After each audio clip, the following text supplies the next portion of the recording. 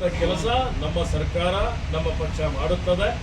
ಅದರಲ್ಲಿ ಇವತ್ತು ವೀರಶೈವ ಲಿಂಗಾಯತರು 2023ರಲ್ಲಿ ನಡೆದಂಥ ಚುನಾವಣೆಯಲ್ಲಿ ಇವತ್ತು ಕಾಂಗ್ರೆಸ್ ಪಕ್ಷಕ್ಕೆ ಒಂದು ಹೆಚ್ಚಿನ ರೀತಿಯಲ್ಲಿ ಬೆಂಬಲವನ್ನು ಕೊಟ್ಟಿದ್ದಾರೆ.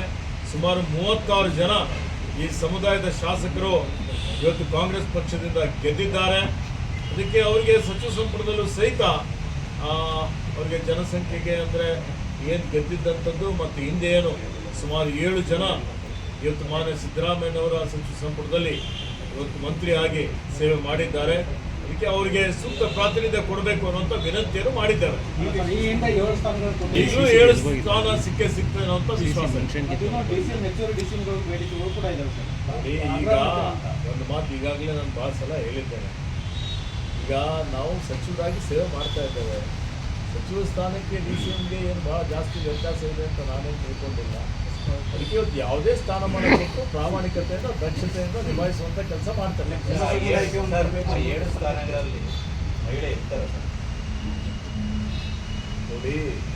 ಈಗ ನಾನು ಹೈಪೋಥೆಟಿಕಲ್ ಕ್ವಶನ್ಸ್ಗೆ ಉತ್ತರ ಕೊಡೋದಿಲ್ಲ, ಹೀಗೆ ಪ್ರತಿಕ್ರಿಯೆ ಕೊಡೋದಿಲ್ಲ.